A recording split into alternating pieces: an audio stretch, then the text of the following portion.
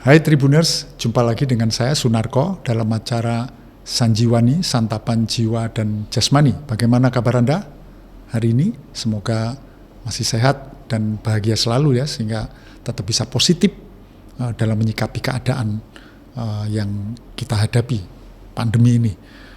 Tribuners, dalam perbincangan Sanjiwani kali ini kita mengangkat topik mengenai obsessive compulsive disorder atau semacam gejala gangguan kejiwaan ya, dan kaitannya dengan pandemi. Apa itu? Kita nanti akan bicara ya, akan bertanya kepada tamu kita yaitu Ibu Satyuli Prihartati. Beliau adalah seorang psikolog senior, ya, psikolog perkembangan, psikolog pendidikan ya Bu ya. Kita mulai saja Bu. Jadi begini Bu. Sesuai dengan topik kita tentang obsessive compulsive disorder dan pandemi ini. Jadi kita tahu bahwa sejak merebaknya virus corona ini kan ada himbauan, ada anjuran dari pemerintah ya untuk menerapkan protokol kesehatan seperti menjaga jarak, memakai masker gitu ya, mencuci tangan ya, cukup sering mencuci tangan baik dengan sabun maupun hand sanitizer gitu. Nah, tetapi ada orang yang menerapkan protokol kesehatan ini sebagai bagian dari kewaspadaan ya, menjaga kesehatan itu dengan wajar. Tetapi ada juga ya orang yang melakukan ini sepertinya sudah berlebihan, gitu kan? Begitu yang kami ikuti gitu ya Bu ya. Dan ternyata ada yang menyebut bahwa hati-hati. Jadi kalau berlebihan itu sudah bukan sebuah kewaspadaan, tapi sebuah tanda-tanda kecemasan, dan itu bisa menjurus ke gejala ya dalam ilmu psikologi yang disebut sebagai obsessive compulsive disorder atau OCD Bu ya. Nah, Ibu Yuli mungkin bisa jelaskan itu. Jadi apa kira-kira yang kita bisa anggap wajar sebagai sebuah kewaspadaan terkait dengan pandemi ini, tapi apa yang kemudian perilaku-perilaku atau sikap-sikap yang kita anggap sebagai atau kita bisa menilai itu sudah berlebihan dari sisi pribadi menyikapi pandemi ini. Silakan Bu. Ya. Sebenarnya justru sesuatu, kalau kita lihat tadi kan protokol kesehatan itu sesuatu yang positif ya, sangat positif, dan kalau kita melakukannya itu memang untuk diri kita sendiri, juga untuk masyarakat ya yang bertemu dengan untuk kita orang begitu. Sekitar kita ya, orang yang berhubungan dengan kita iya, ya. Jadi dan akhirnya akan membentuk suatu kebiasaan yang positif dan merupakan suatu kedisiplinan gitu kan. Nah, tetapi tadi benar Bapak, sekarang kecenderungannya kita lihat gitu. Karena mungkin terlalu khawatir yang berlebihan, terus kecemasan ya, yang akhirnya muncul kecemasan bahwa nanti ini kalau saya nggak cuci tangan kena virus nih gitu ya. Itu, dan akhirnya mereka menampakkannya sangat berlebihan gitu ya. Nah terus akhirnya mereka berulang kali melakukannya, dan tadi kalau Bapak katakan semacam ada perasaan tidak aman gitu merasa tidak aman, terus diulang-ulang gitu ya. Jadi dia pengen bersih, terus aku tidak aman nih gitu kan gitu ya. Yang seperti itu memang kalau secara tadi psikologi memang ada ya yang dinamakan OCD itu ya. Jadi obsessive compulsive disorder gitu, dan itu merupakan sebuah gangguan sebenarnya. Tapi sebenarnya kalau kita lihat untuk protokol kesehatan ini kan bukan gangguan. Justru kita melakukan sesuatu yang lebih baik begitu kan, suatu kebiasaan yang tadi positif untuk proteksi diri gitu ya, dan lingkungan begitu. Nah karena itu, tapi kalau terlalu berlebihan ya, semuanya itu kalau berlebihan memang nggak bagus ya gitu ya, sangat berlebihan. Jadi akhirnya tadi ada suatu kecenderungan ke situ yang merupakan gangguan. Nah takutnya bahwa yang tadinya perilaku ini disadari oleh mereka bahwa ini untuk kebaikan kita, tapi tiba-tiba jadi mereka jadi cemas yang terlalu tinggi dan akhirnya selalu di luar kontrol gitu ya, di luar kontrol. Paranoid gitu. Jadi paranoid gitu ya. Jadi sangat paranoid, dan ini tentu saja akan mengganggu dong gitu, mengganggu sekelilingnya, orang-orang di sekelilingnya begitu ya, karena tadi yang kita bilang bahwa kalau berlebihan itu memang tidak bagus. Nah, bagaimana Bu bisa membedakan ya kan bahwa seseorang itu sudah menerapkan protokol kesehatan sebagai sebuah kewaspadaan untuk proteksi dengan yang ini sudah berlebihan, ini sudah di luar kewajaran sebagai sebuah cermin ketakutan yang berlebihan. Gimana kita bisa membedakan atau kita tahu setidaknya diri kita misalnya gitu. Bagaimana? Ya itu seperti tadi bahwa itu kan sudah tampak dalam sikap dan perilakunya gitu ya. Sikap perilaku berarti dari kata-katanya termasuk ya dia bicara, dia prinsip-prinsipnya bahwa pokoknya nggak boleh ya begitu. Tapi dia mungkin terlalu tadi berlebihan tadi sehingga sepertinya malah merupakan suatu ancaman buat lingkungannya begitu ya. Kalau berarti nggak bersih ini pasti kena misalnya gitu.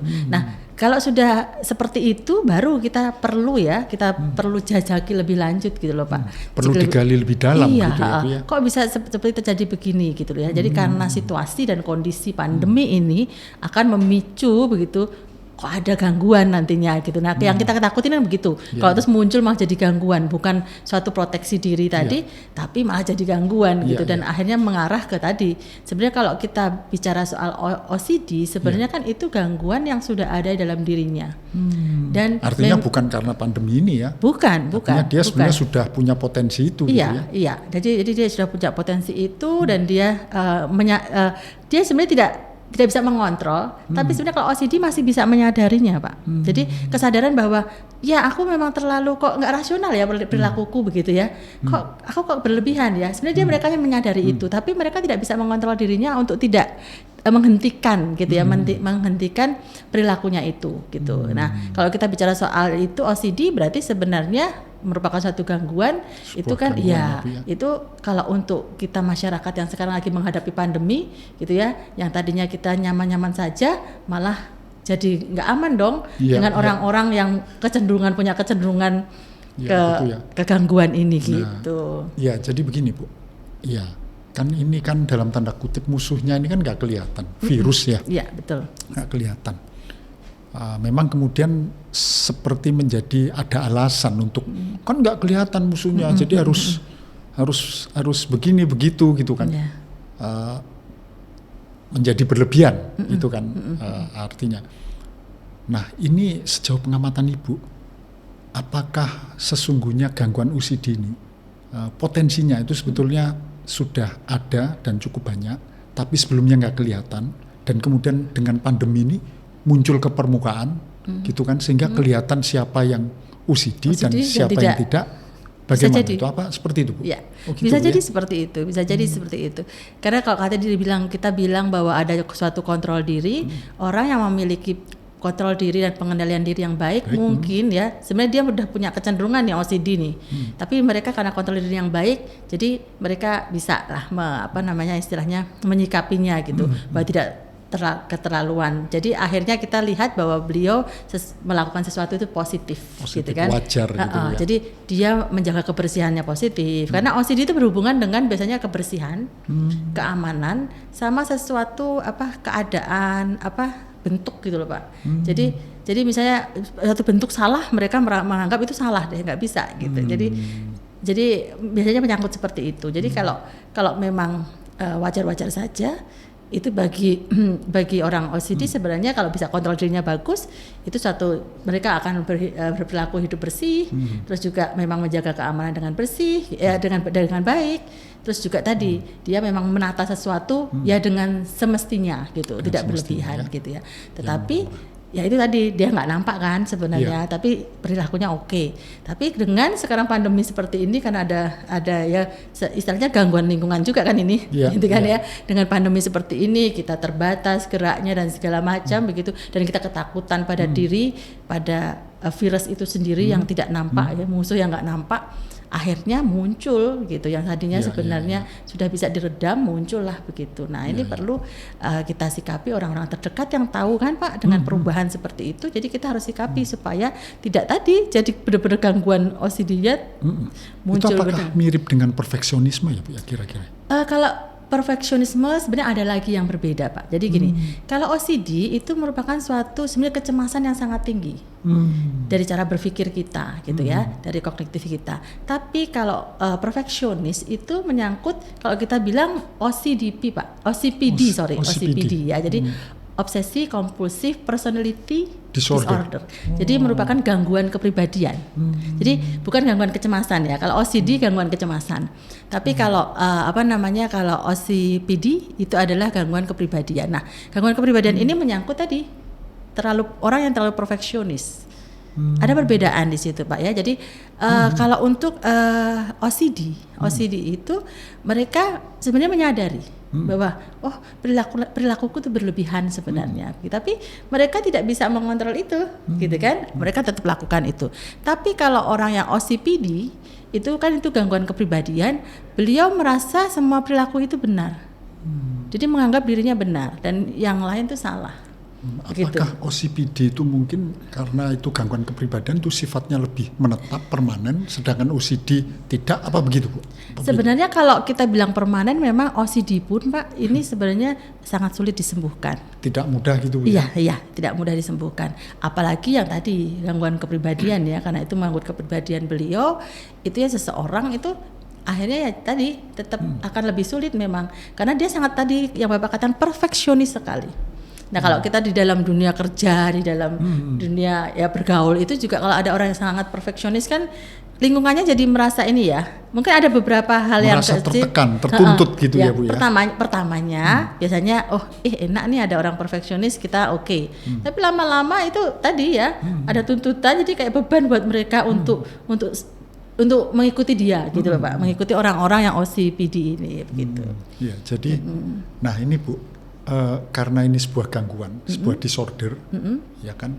Bagaimana katakanlah kalau orangnya nggak menyadari, ya ya anggap saja pengidapnya gitu ya, orang yang memiliki gangguan itu nggak menyadari. Karena itu gangguan, bagaimana orang-orang terdekatnya, keluarga itu bisa mengetahui bahwa ini kayaknya sudah OCD ini. Gimana itu cara mengetahui? Mungkin ada 1 atau 2 katakanlah ciri gitu yang bisa disebutin gitu. Ya sebenarnya yang tadi yang saya katakan ciri-ciri OCD yang menyangkut satu tadi kebersihan yang berlebihan dan ini bentuk perilakunya itu berulang Pak, jadi repetitif ya, jadi selalu berulang-ulang terus menerus seperti itu. Jadi kan namanya karena itu obsesi kompulsif. Jadi kalau dia berada di pancuran air untuk bersihin tangan itu lama gitu bolak-balik bersihin terus gitu ya. Dan itu padahal bisa cukup berkali-kali diusap 1 atau katakanlah 2-3 kali selesai, tapi dia bisa sampai berkali-kali gitu ya. Dan kadang-kadang terus mungkin baru beberapa ya belum ada hitungan jam gitu langsung pengen lagi dia cuci tangan seperti itu kalau untuk kebersihan ya. Jadi seperti itu yang pokoknya sangat berlebihan gitu. Jadi kayaknya aku belum cuci tangan nih. Sudah bersih apa belum enggak? Ya gitu. Jadi mereka jadi tadi suatu kecemasannya kelihatan Pak gitu ya. Atau tadi kalau keamanan misalnya contoh di rumah misalnya gitu. Udah dikunci nggak ya pintunya ya tadi ya mau pergi malah balik lagi misalnya gitu. Kayaknya belum ya gitu. Atau sudah matikan gas belum ya misalnya gitu. Yang hal-hal seperti itu. Jadi itu kan sangat mengganggu. Padahal sebenarnya kalau udah tadi ya kita sudah melakukan yang saya bilang kalau dia kontrolnya bagus pasti dia sudah melakukannya dan akhirnya tidak muncul seperti itu ketakutan yang berlebihan itu. Itu sepertinya kayaknya ada persoalan pada konsentrasinya juga kan Bu ya. Kalau dia konsentrasinya bagus mestinya cukup menyadari apa yang dilakukan sehingga nggak kemudian apa sudah saya kunci ya, apa sudah saya matikan kompornya, kan berarti dia nggak konsentrasi ketika melewati. Bukannya tidak konsentrasi karena dia mengalami gangguan itu Pak. Jadi gitu dia tidak konsentrasi. Karena dia mengalami itu sehingga dia sulit konsentrasi gitu ya. Betul. Nah ini kira-kira secara psikologis itu bagaimana terapinya Bu? Artinya begini, kalau keluarga orang-orang terdekat ya itu mengetahui anggota keluarganya atau seseorang itu kemudian sadar gitu, apakah dia bisa menerapi dirinya, mengubah perilakunya atau pikirannya ya tanpa harus konsultasi dengan ahli ya atau harus ke ahli atau ini ada begini, ini ada yang ringan mungkin cukup dipahamkan saja gitu ya, dipahamkan. Ada yang sedang tapi ada yang berat atau parah apa gitu ya kira-kira Bu ya. Oke. Sebenarnya tadi juga belum saya jawab yang pertanyaan sebelumnya ya, memang kalau untuk mengetahui maunya orang-orang terdekat kita. Itu kan perilakunya sudah jelas nih, kayaknya kok cenderung situ ya, tapi nggak boleh kita menjudge orang kan, gitu kan, nggak boleh langsung, wih dia OCD gitu ya. Seperti sekarang pun di pandemi ini langsung kan banyak yang gitu, walaupun dengan bercanda, iya OCD kamu OCD, ya, gitu, nanti saling menghakimi nanti ya, gitu. nggak jelas siapa yang OCD betul. jadinya. Nah jadi nggak boleh seperti itu. Memang kalau untuk OCD memang perlu didiagnosis secara klinis, secara medis begitu ya. Jadi kita harus datang pada ahlinya, misalnya psikiater ya. Karena orang-orang OCD itu ternyata juga perlu terapi bantuannya, Pak. Salah satunya bisa obat. Jadi karena kan kecemasannya sangat tinggi, jadi mereka mungkin perlu obat penenang misalnya gitu ya, antidepresan misalnya begitu. Perlu mereka seperti itu, Pak. Jadi memang harus datang ke ahlinya gitu. Nah kalau untuk sudah jelas ada gangguan seperti itu, walaupun sebenarnya kita sudah ngerti, tapi kita harus didiagnosis oleh seorang psikiater, seorang profesional misalnya, ya, yang dibidangnya ya, seorang psikiater atau mungkin seorang psikolog klinis gitu ya. Psikolog klinis. Nah nanti untuk terapinya juga kan bisa dilakukan begitu. Nah dan memang ada beberapa terapi yang perlu dilakukan gitu ya, selain seperti tadi Bapak bilang suatu pemahaman ya, pemberian pemahaman, termasuk kan itu menyangkut juga afektif perasaan gitu ya. Jadi kita mungkin dibuat suatu perubahan mindset gitu kan, gitu ya. Gitu. Tapi tentunya harus ada dukungan dari orang-orang terdekat atau keluarga. Itu sangat penting gitu dilakukan. Dan terkait terapi itu juga ditentukan oleh tingkat keparahannya Bu ya, jadi betul. Ringan, sedang dan parah itu. Jadi nggak semua itu mesti harus obat kan? Oh iya. Ada yang tidak perlu obat, hanya perlu diberi pemahaman. Tadi mungkin diberi suatu perubahan kebiasaan yang terus menerus begitu, untuk diingatkan misalnya seperti itu. Untuk disadarkan. Gitu, itu akhirnya bisa begitu. Jadi tidak selalu obat. Kalau obat itu yang tadi benar Bapak, tingkatnya yang lebih tinggi gitu. Parah itu. Baik Bu Yuli, saya kira perbincangan ini kita menarik ya. Iya. Nanti kita akan gali lebih dalam lagi mengenai ini gitu ya. Terus kemudian bagaimana terapi-terapinya ya, saya kira masih bisa kita perdalam lagi. Tetapi kita akan lanjutkan setelah yang satu ini. Oke.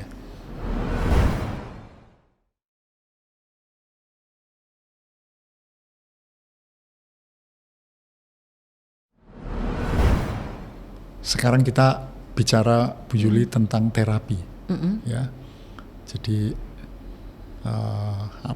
kita tadi kan ngomong OCD, tanda-tandanya seperti apa ya Bu Yuli ya. Tentu ada terapinya ya. Betul.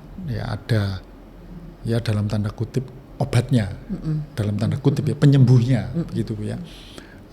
Apa saja kira-kira terapi untuk mereka yang memiliki gangguan OCD ini Bu? Ya, karena namanya gangguan gitu ya, kita berusaha supaya tidak lagi terganggu kan, tidak gitu. menjadi gangguan ya Bu ya. Jadi seperti itu, karena itu kita usahakan pasti gitu ya. Usahakan untuk membentuk suatu karena ini menyangkutnya kan sikap perilaku Pak, gitu ya, untuk membentuk suatu sikap perilaku yang benar, yang istilahnya yang bisa diterima oleh masyarakat gitu, yang diterima oleh orang lain. Karena tadi jangan sampai itu tadinya gangguan untuk dirinya sendiri ya, persona, tapi akhirnya nanti meluas jadi mengganggu lingkungannya orang-orang terdekatnya. Iya. Dan tapi untuk OCD ini memang tadi yang pertama adalah perubahan mindset ya. Mindset dia bahwa tadi sesuatu yang dia rasa itu menjijikkan, dia rasa itu mengerikan karena nggak aman ya, rasa amannya terganggu, sesuatu yang nggak beres bagi dia, misalnya ya suatu benda yang bagi dia itu nggak pas misalnya begitu ya, itu memang harusnya dirubah mindsetnya itu. Setelah perubahan mindset itu tadi diberi pemahaman gitu. Sebenarnya misalnya contoh ya Pak ya, ini contoh aja. Ada yang misalnya sangat berlebihan dengan sesuatu yang lengket gitu loh Pak, ya sesuatu yang lembek-lembek lengket seperti itu. Nanti ada satu terapi yang sederhana sih memang, misalnya contoh lem itu kan lengket, tapi lem itu kan berfungsi, begitu kan? Fungsinya bagus loh gitu. Nah itu, dan akhirnya dia juga suruh pegang dan dia juga suruh melakukannya. Ternyata bisa kan menyatukan dengan lem itu. Jadi kan ini ada berfungsinya. Dan tidak ada sesuatu yang berbahaya sebetulnya gitu ya. Jadi ini tidak menjijikkan. Justru ini kalau dia tidak lengket, kalau kering mana bisa lengket kan?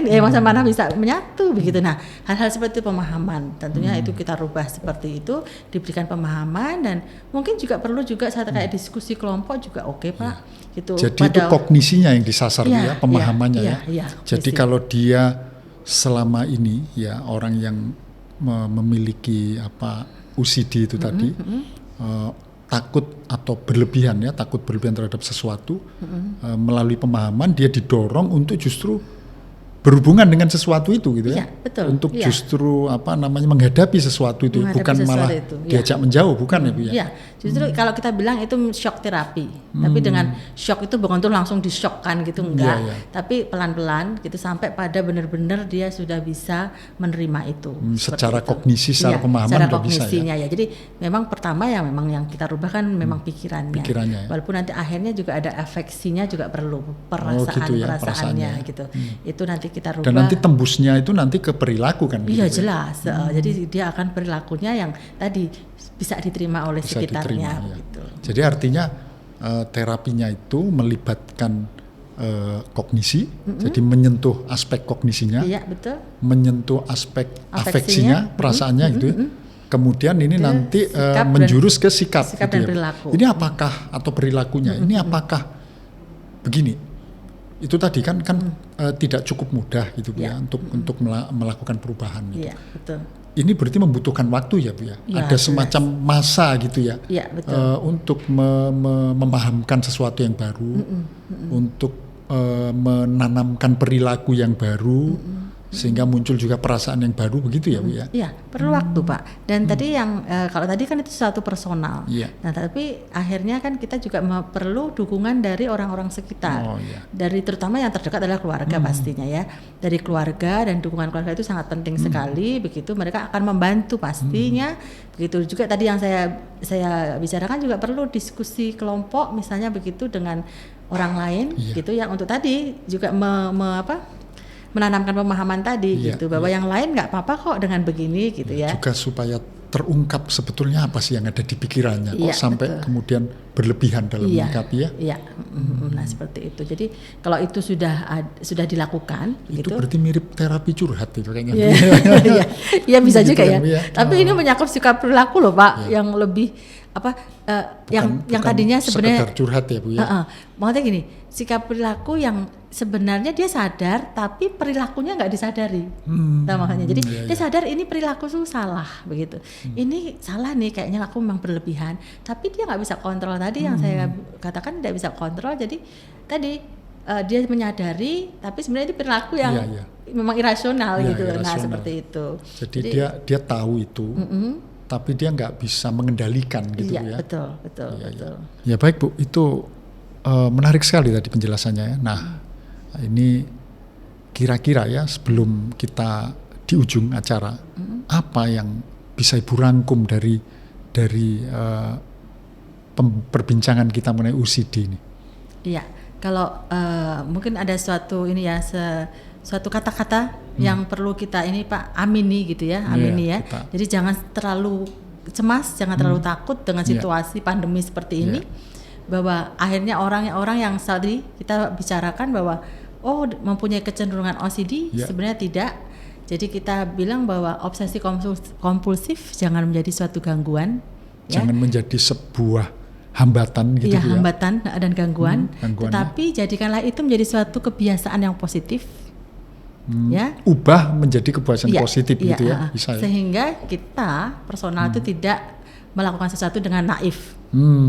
Dan hilangkan semua yang negatif.